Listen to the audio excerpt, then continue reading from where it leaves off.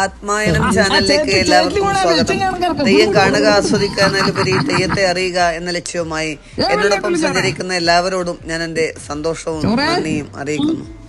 ഉത്തരമലബാറിലെ നൂറുകണക്കിന് തെയ്യക്കോലങ്ങളിൽ നിന്ന് ഏറ്റവും വ്യത്യസ്തമായ, അതോടൊപ്പം തന്നെ ഏറ്റവും പ്രൗഢിയുള്ള ഒരു തെയ്യക്കോലമാണ് പൊട്ടൻ ദൈവം.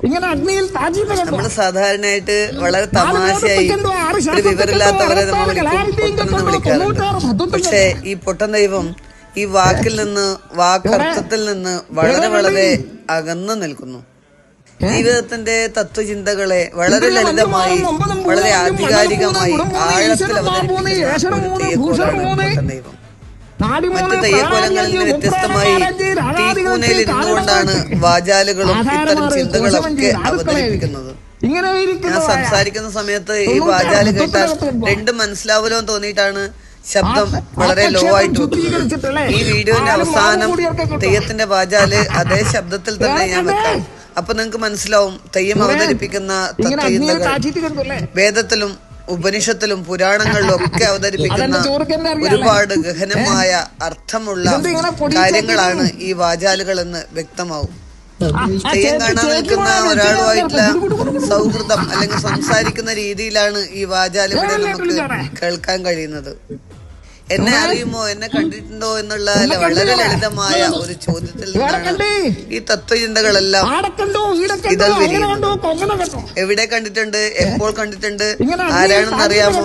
അല്ലെങ്കിൽ ഓരോ വ്യക്തിക്കും നമ്മൾ അറിയാം. നമുക്ക് നമ്മളെ ഒരു വ്യക്തിയെ അവനവനെ തിരിച്ചറിയാന്നുള്ളത് വളരെ വളരെ പാടുള്ള ഒരു കാര്യമാണ്. നമ്മളെ കുറിച്ച് നമുക്ക് എല്ലാം അറിയാൻ നമ്മൾ വിശ്വസിക്കുമ്പോഴും ഒരു സന്ദർഭത്തിൽ പോലും നമുക്ക് നമ്മളെ പൂർണ്ണമായി തിരിച്ചറിയാൻ കഴിയുന്നില്ല. ഉണ്ടെങ്കിൽ നമ്മുടെ പ്രശ്നങ്ങളെല്ലാം നമുക്ക് സ്വയം പരിഹരിക്കാൻ കഴിയേണ്ടതുണ്ട്. ആത്മജ്ഞാനം എന്നത് മറ്റെല്ലാ ജ്ഞാനം നേടിയെടുക്കുന്നതിനെക്കാട്ടും പ്രയാസമുള്ള കാര്യമാണ് വാക്കുകളിൽ തന്നെ വ്യക്തമാണ്. അതാവട്ടെ വളരെ സാന്ദർഭികമായി അല്ലെങ്കിൽ ഹാസ്യാത്മകമായിട്ട് കൂടിയാണ് അവതരിപ്പിക്കുന്നത്. അതുകൊണ്ട് തന്നെ കേട്ടു നിൽക്കുന്നവർക്ക് വളരെ രസകരമായി കേട്ടു നിൽക്കുകയും ചെയ്യാം. എന്നാൽ അത് കഴിഞ്ഞാൽ വളരെ സൂക്ഷ്മാർത്ഥത്തിൽ തന്നെ ചിന്തിക്കാനുള്ള അവസരവും ഈ വാക്കുകൾ, ഈ വാചാലുകൾ നമുക്ക് നൽകുന്നുണ്ട്. ജാതി വ്യവസ്ഥക്കെതിരെ പോരാടിയ തെയ്യം എന്ന നിലയിലാണ് പൊട്ടൻ ദൈവം അറിയപ്പെടുന്നത്. യഥാർത്ഥത്തിൽ പൊട്ടൻ ദൈവം ജാതി വ്യവസ്ഥക്ക് എതിരെ മാത്രമല്ല, അല്ലെങ്കിൽ എതിരെയല്ല സംസാരിക്കുന്നത്.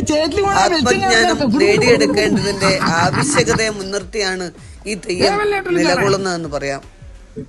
ഏതെല്ലാം തരത്തിലുള്ള വിദ്യാഭ്യാസം നേടുമ്പോഴും, ഏതെല്ലാം തരത്തിലുള്ള ജ്ഞാനം നേടിയെടുക്കുമ്പോഴും അവനവനെ കുറിച്ച് മനസ്സിലായില്ലെങ്കിൽ അതൊന്നും ജീവിതത്തിൽ പ്രയോജനം ചെയ്യുകയില്ല എന്നുള്ള അടിസ്ഥാനപരമായ തത്വമാണ് പൊട്ടൻ ദൈവം ജനങ്ങൾക്ക് മുമ്പാകെ അവതരിപ്പിക്കുന്നത്. സത്യത്തിന്റെ നിറം കറുത്തിട്ടാണെന്ന് ഒരു നാട്ടു ചൊല്ലുണ്ട്. അതുകൊണ്ട് തന്നെ സത്യം നേരിട്ട് വിളിച്ചു പറയുമ്പോൾ അല്ലെങ്കിൽ മുഖത്ത് നോക്കി പറയുമ്പോൾ അത് ആർക്കും തന്നെ ഇഷ്ടമാവും. കേൾക്കുന്ന മാത്രയിൽ തന്നെ നമ്മൾ അതിനെ നിഷേധിക്കും. അത് എക്കാലവും അങ്ങനെയാണ്. പരിഷ്കരിച്ച ഈ കാലഘട്ടത്തിലും അങ്ങനെ തന്നെയാണ്. ജനങ്ങൾക്ക് മുമ്പാകെ നമ്മളൊരു സത്യം വിളിച്ചു പറയുമ്പോൾ അത് ശരിയായ സത്യം തന്നെയാണെങ്കിലും ഉടനെ തന്നെ അത് നിഷേധിക്കുക എന്നുള്ളത് എല്ലാവരുടെയും പൊതുവായ സ്വഭാവമാണ്. അതുകൊണ്ട് തന്നെയാണ് പൊട്ടൻ ദൈവം മുഖപ്പാട് ധരിച്ചിട്ടുണ്ടാവുക. നേർക്ക് നേരെ പറയുമ്പം അത് ഒരു പക്ഷെ ഇഷ്ടപ്പെട്ടില്ലെങ്കിലോ എന്ന കാരണം കൊണ്ട് തന്നെ ആയിരിക്കണം മുഖപ്പാട് അണിഞ്ഞു കഴിഞ്ഞാൽ നമുക്ക് ഏത് സത്യവും വിളിച്ചറിയാനുള്ള സ്വാതന്ത്ര്യമുണ്ടല്ലോ. ഈ മുഖപ്പാട് എന്നത് യഥാർത്ഥത്തിൽ ഒരു പ്രതീകമാണ്. മുഖത്തിനെ മുഴുവൻ മൂടുന്ന വിധത്തില് ഈ പാള തന്നെ വെച്ച് കെട്ടണമെന്നില്ല. നമ്മൾ ശരിയായ സത്യമാണെങ്കിലും വളരെ ചിരിച്ചുകൊണ്ടാണ് പറയുന്നതെങ്കിലും, ചിരിയുടെ മുഖപ്പാള അണിഞ്ഞുകൊണ്ടാണ്, മുഖാവരണം അണിഞ്ഞുകൊണ്ടാണ് നമ്മൾ സംസാരിക്കുന്നതെങ്കിലും ഒരു പക്ഷെ ജനങ്ങൾക്ക് അത്ര തന്നെ അപ്രീതി ഉണ്ടാക്കില്ല. അവരത് കേട്ടിരിക്കാൻ തയ്യാറാവുകയും ചെയ്യും.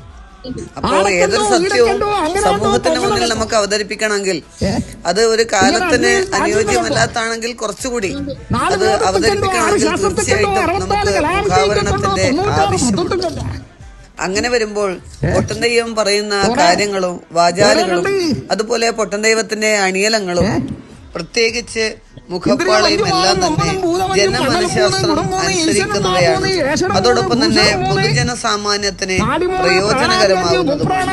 അത് പഴയ കാലത്ത് മാത്രമല്ല, എക്കാലത്തും തെയ്യത്തിന്റെ അർത്ഥവും അർത്ഥാന്തരങ്ങളും പൂർണ്ണമായി പറഞ്ഞു വെക്കുക എന്നുള്ളത് അപ്രാപ്യമായ കാര്യമാണ്. ഓരോ തെയ്യത്തിന്റെ പിന്നിലും നിഗൂഢമായ ഒട്ടേറെ അർത്ഥ സാധ്യതകളാണുള്ളത്. അതിന്റെ ഒരറ്റത്ത് തൊടാൻ മാത്രമേ ഓരോ സംസാരത്തിലും എനിക്ക് കഴിയുന്നുള്ളൂ എന്നുള്ളത് എന്റെ പരിമിതി തന്നെയാണ്. കൂടുതൽ വിശേഷങ്ങളും വിവരങ്ങളുമായി അടുത്ത വീഡിയോയിൽ കാണാം. നന്ദി, നമസ്കാരം. വീഡിയോ ഇഷ്ടപ്പെട്ടെങ്കിൽ ഒന്ന് ലൈക്ക് ചെയ്യുക, കമന്റ് ചെയ്യുക, സബ്സ്ക്രൈബ് ചെയ്യുക. കേവല കമന്റുകൾക്കപ്പുറം നിങ്ങളുടെ അനുഭവങ്ങളുമായി കൂട്ടിച്ചേർത്ത് തന്നെ രേഖപ്പെടുത്തുക. അവിടെയാണ് എന്റെ ഏറ്റവും വലിയ സന്തോഷം. അവിടെയാണ് ഈ വീഡിയോ പൂർണ്ണമാകുന്നതും. ഒരിക്കൽ കൂടി നന്ദി. ആടെ കണ്ടോ, ഈടെ കണ്ടോ, അങ്ങനെ കണ്ടോ, കൊങ്ങനെ കണ്ടോ, ഇങ്ങനെ അഗ്നിയിൽ താജീനെ കണ്ടോ, 4 വേദത്തെ കണ്ടോ, 6 ശാസ്ത്രത്തെ കണ്ടോ, 64 കലാവിദ്യയെ കണ്ടോ, 96 മതത്തെ കണ്ടോ. ചോറെ എവിടെയാ കണ്ട്?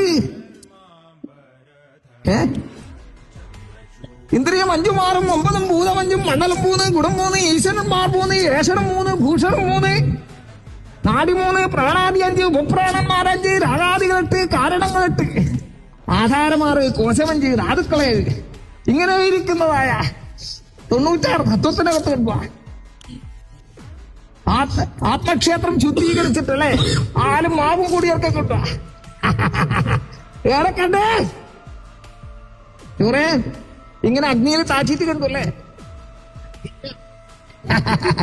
അതെന്റെ ചോറുക്ക് എന്നെ അറിയാല്ലേ. ഇതെന്ത് ഇങ്ങനെ പൊടിയിച്ചാക്കി നീ